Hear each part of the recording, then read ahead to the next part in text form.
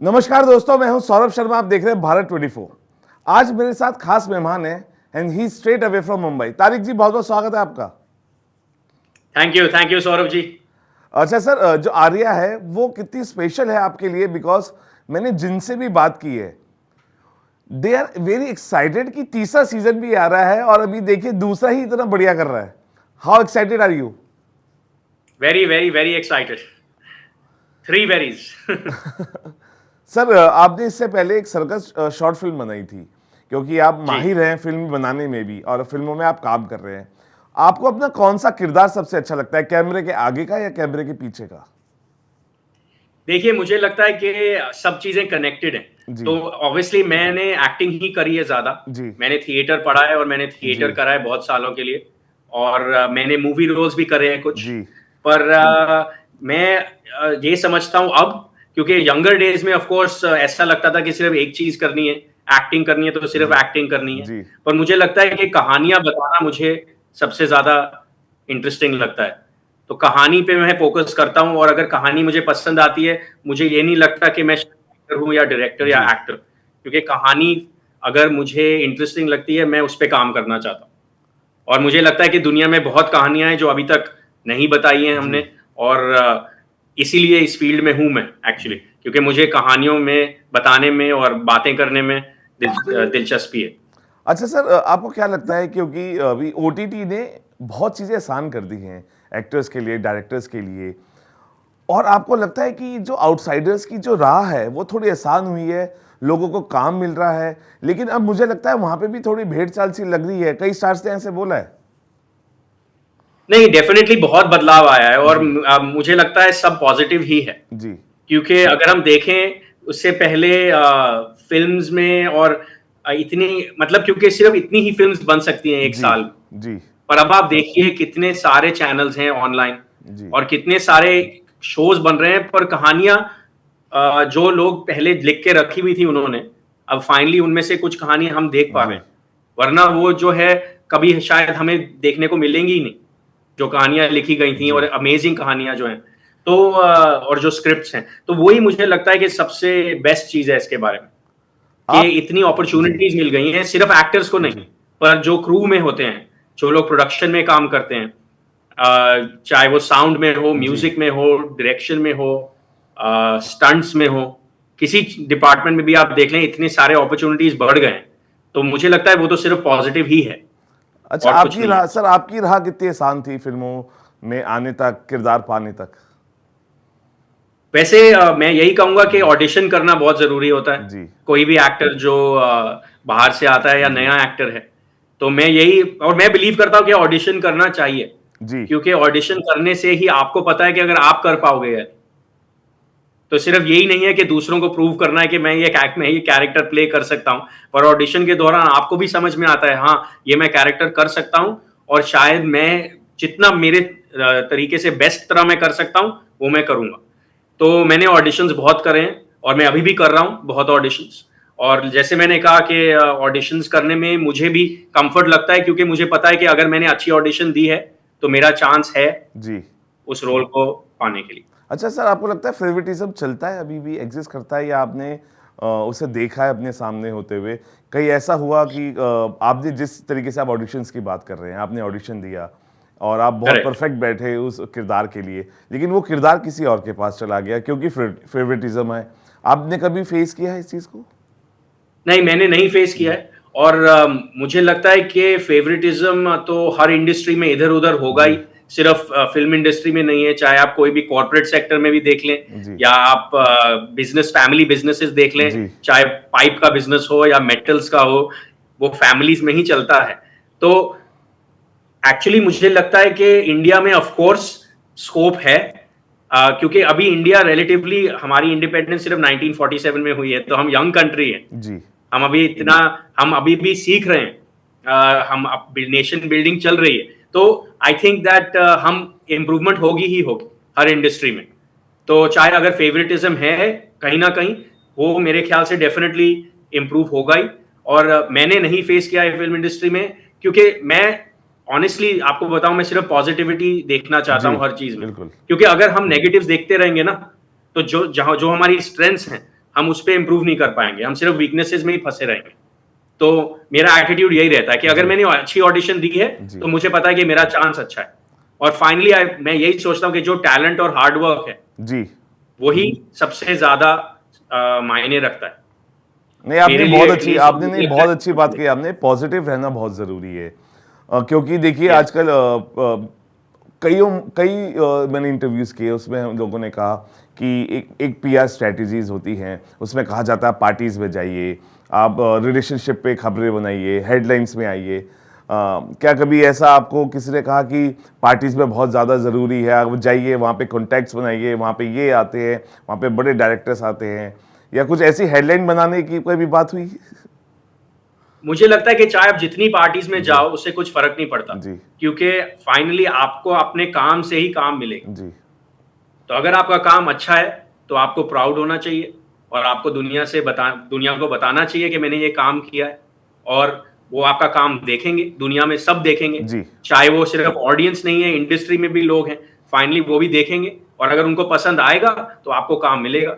और मुझे लगता है कि जैसे मैं आपको कह रहा था, टैलेंट और हार्ड जी। वर्क को आप रिप्लेस नहीं कर सकते तो लाइफ आपको में। लगता है कि अब टैलेंट है, स्टार सिस्टम खत्म हो गया है? जिस तरीके से स्टार्स को लिया जाता था, पोस्टर बॉयज बहुत बड़े बड़े सितारे होते थे, चेहरे उनके पोस्टर्स में लगते थे, वो चीजें अभी धीरे धीरे खत्म हो रही है, आप ये कहना चाह रहे हैं?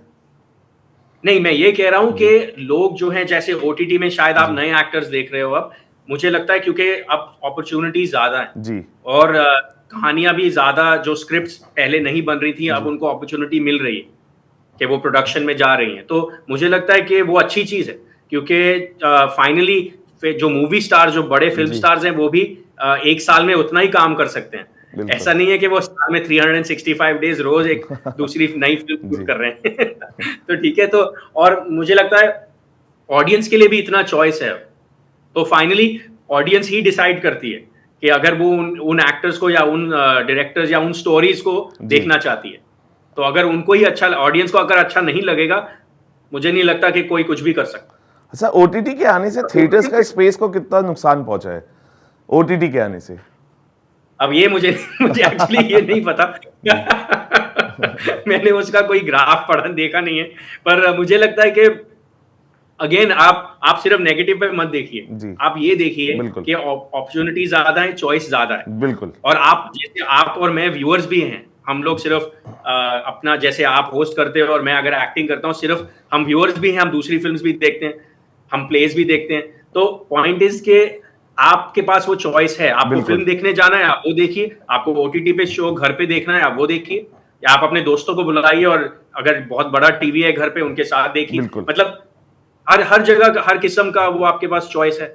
और आजकल तो वैसे भी हर प्रोडक्ट में भी आपको चॉइस मिल रहा है, आपको कौन जी सा फोन चाहिए, हजारों फोन है मार्केट में। बिल्कुल तो आई थिंक अगेन आपको देखना चाहिए फ्रॉम द एटीट्यूड के ये अच्छी चीज है। मुझे ये नहीं लगता कि किसी भी चीज को कम करना चाहिए जी या बंद करना चाहिए, जी कुछ भी बंद नहीं होना चाहिए। बिल्कुल फ्रीडम होना चाहिए, जिसको जो देखना है वो देखेगा, जिसको जो बनाना है बना सकता है। और वो होप होना चाहिए लाइफ में कि मैं कर सकता हूँ। जी अगर मुझे कल एक शो करना है, मेरे होप होना चाहिए, अगर मैं न्यू कमर हूँ, जी कि हाँ मेरे मेरे मेरे पास होप है कि किसी ना किसी तरह मैं ये बना सकता हूँ। सर, क्योंकि आपने ऑडिशंस की बात करी और ये होना भी चाहिए। मैंने अभी पिछले आर्या में एला जी का इंटरव्यू किया, उन्होंने भी ये कहा कि आज भी मैं ऑडिशंस के लिए तैयार हूँ। अगर कोई किरदार Yes. अच्छा है, कोई अगर मेरा कोई ऑडिशन लेना चाहता है, मैं आज भी ऑडिशंस के लिए तैयार हूँ। लेकिन आपको कास्टिंग डायरेक्टर्स, क्योंकि हम पहले नहीं देखते थे कास्टिंग डायरेक्टर्स, लेकिन अभी बहुत इंपॉर्टेंट रोल हो गया है उनका, कास्टिंग डायरेक्टर्स का, उनका रोल को अपने किरदारों के बीच कैसे देख रहे हैं आप? डेफिनेटली आई मीन बहुत जरूरी है और अच्छी चीज है कि कास्टिंग डायरेक्टर्स हैं, जी क्योंकि अब जो भी टैलेंट है बाहर देश में, जी जिनको अपॉर्चुनिटीज नहीं मिली हैं, जी उनको अब कास्टिंग डायरेक्टर्स ढूंढ रहे हैं, देख रहे जी हैं। और चाहे आप जितने भी सीनियर एक्टर हो, जैसे ईला जी आपने बोला, बहुत ही अच्छी जी बात है कि वो जी सोचती हैं कि हाँ मैं करूंगी ऑडिशन इस एज पे भी, सब जी पहचानते हैं। जी पर ऑडिशन करने से सबके लिए बेनिफिट है। बिल्कुल और मुझे वही मैं आपको कह रहा था कि उससे कुछ डरना नहीं है।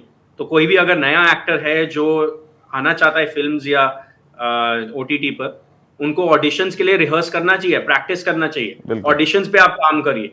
अगर वो आपको ऑडिशन दे रहे हैं, आप बिल्कुल 100,000% बेस्ट ऑडिशन, जो आपकी एबिलिटी है वो आप दीजिए, क्योंकि वही आपके कंट्रोल में है। बिल्कुल।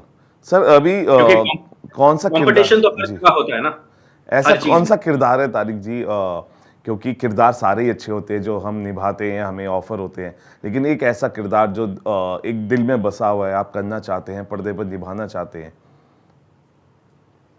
अच्छा, ये तो आपने अच्छा क्वेश्चन पूछा, इस थोड़ा सोचना पड़ेगा क्योंकि मुझे एक्चुअली डार्क कॉमेडी बहुत पसंद है। वाह। तो जिसमें जैसे अगर कॉमेडी जो है जी। बहुत क्लियर नहीं होती ना, जी। तो जैसे बहुत ग्रेट फिल्म्स आई हुई हैं, आपने पीटर सेलर्स की देखी होगी जी। या चार्ली चैपलिन, ऑफ कोर्स बिल्कुल। ये लोग तो बहुत हैं जिन्होंने जिस तरह कॉमेडी करी, पर एक मैसेज भी था उनकी कॉमेडी में, जी। सोसाइटी के बारे में। बिल्कुल। मुझे वो बहुत पसंद है एक्चुअली। अगर एक कहानी में वो नहीं होता ना, तो वो मुझे इतना इंटरेस्टिंग नहीं लगता, तो वो मैं कर भी नहीं पाऊंगा, क्योंकि मुझे यही लगता है कि वो सोसाइटी जो है, उसी रीजन के लिए हम फिल्म्स बनाते हैं कि हमें समझना है कि सोसाइटी में क्या हो रहा है, बिल्कुल। ओटीटी पे कैरेक्टर की लाइफ जी। में क्या हो रहा है और सोसाइटी जी। में क्या इम्पैक्ट हो रहा है, वो आपने मुझे बहुत इंपॉर्टेंट आपने लगता है। हाल ही में कोई ऐसी ओटीटी सीरीज देखी है या फिल्म देखी है या थिएटर्स में देखी है जिसको आपको लगा कि ये इस किरदार को तारिक बहुत अच्छा निभा सकता है? एक्चुअली ऐसा तो नहीं है मैंने कि जी। किसी एक कैरेक्टर को देखा और मैंने कहा कि मुझे जी। वही करना है, पर जी। ऑब्वियसली मैंने जैसे डार्क कॉमेडी मुझे जी। बहुत इंटरेस्टिंग लगती है, और मुझे इंटेंस रोल्स पसंद है, क्योंकि जी। आई इंटेंस इन द सेंस के जिसमें थोड़ा फोकस करना पड़ता है जी। कि बहुत चीजें हो रही हैं कैरेक्टर की लाइफ में। तो जैसे केडिया मुझे बहुत ही अच्छा लगा, इसलिए वाह। मैं उसी के बारे में कहूंगा बिल्कुल। कि मुझे एक्चुअली वो मेरा फेवरेट कैरेक्टर है अभी बिल्कुल। तक, ऑनेस्टली स्पीकिंग।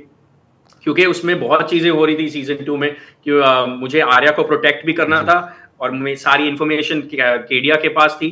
वो जी। किडनैप होता है, टॉर्चर होता है, बिल्कुल। पर फिर भी मैं इंफॉर्मेशन नहीं देता। और साथ में मेरी जो डेंजर लेवल है वो बढ़ते जाता है। जी। बिल्कुल। तो वो सब मैनेज करने के लिए मुझे लगा कि काफी प्रैक्टिस करनी पड़ी, काफी सोचना पड़ा कि कैसे करना है। डायरेक्टर्स के साथ भी बहुत काम किया, जी। उसके बारे में बात करी। तो आई वुड से हाँ, वही है मेरा फेवरेट कैरेक्टर अभी तक। कमिंग प्रोजेक्ट्स तारिक भाई, सरप्राइजेस कौन कौन से हैं आने वाले वक्त में, बिकॉज एक सबसे बड़ा सरप्राइज केडिया के किरदार ने हमें दिया है। अब इसके बाद और कौन कौन सा सरप्राइजेस का जो पिटारा है वो खुलेगा आपकी तरफ से? मतलब सीजन 3 में? सीजन 3 और कोई प्रोजेक्ट्स है जो आने वाले हैं आपके, जिसमें हम आपको हाँ, देख मतलब पाएंगे? सीजन 3 के बारे में तो मैं जी। कुछ बोल नहीं सकता, क्योंकि वो रिलीज हो रहा है, तो वो आप जी। देख लीजिए, और जी। सब लोगों को देखना चाहिए। जी। वही सबसे इम्पोर्टेंट चीज है। जी। और हाँ, मेरा अपना, जैसे मैं आपको कह रहा था कि मैं अपनी फिल्म्स भी बनाता हूँ। बिल्कुल। जैसे आप पूछ रहे थे, तो मैं एक शॉर्ट फिल्म पे काम कर रहा हूँ अभी। वाओ। उसमें मैं डायरेक्ट और एक्ट करूंगा। वाह। और ऑडिशंस तो चल रही हैं, जैसे जो सीरीज बन रही जी। हैं नई, उनके लिए मैं ऑडिशंस करते रहता हूँ। तो कुछ चीजें हैं पाइपलाइन में, पर अभी जी। तक कुछ कंफर्म नहीं हुआ है, तो इसलिए मैं बोल नहीं पाऊंगा उसके बारे में अभी। पर जी। हाँ, जैसे मैं अपना तो मैं करते रहता हूँ, जी। तो शॉर्ट फिल्म मैं बना जी। रहा हूँ अपनी। और वो मैं फेस्टिवल्स में ट्राई करूंगा, क्योंकि वो थोड़ी इंटरनेशनल फिल्म होगी, इन द सेंस कि कहीं पे भी मैं यही चाहता हूँ कि जो फिल्म है, कोई चाहे दुनिया में कहीं पर भी हो, वो देख पाए चलिए और समझ तारिक पाए। तारिक भाई, हम भी यही कहेंगे आपको सारे प्रोजेक्ट्स के लिए बहुत बहुत शुभकामनाएं, बिकॉज हमें पता है सरप्राइजेस अभी पहले नहीं खोले जाते, फिर भी हम उसका वेट करेंगे, फैंस आपका वेट करेंगे, ऑडियंस उसका वेट करेगी। और आपके सारे थैंक यू। क्योंकि आने वाले जितने प्रोजेक्ट्स हैं मुझे लगता है बहुत स्पेशल होने वाले हैं, क्योंकि जब आप खुद लिखते हैं, खुद डायरेक्ट करते हैं, एक्ट करते हैं, तो मुझे लगता है कि कई बार आप वो कर जाते हैं जो शायद और कोई नहीं कर पाता है। इंसाफ कह रहा हूँ मैं उस चीज़ के साथ। तो हमसे जुड़ने के लिए बहुत बहुत शुक्रिया भाई। आप आते रहिए, ऐसे ही एंटरटेन करते रहिए, और हम आपके साथ रूबरू होते रहेंगे, आपकी बातों को आपके फैंस तक पहुंचाते रहेंगे। अभी के लिए इजाज़त दीजिए, नमस्कार। Thank you so much Saurabh ji.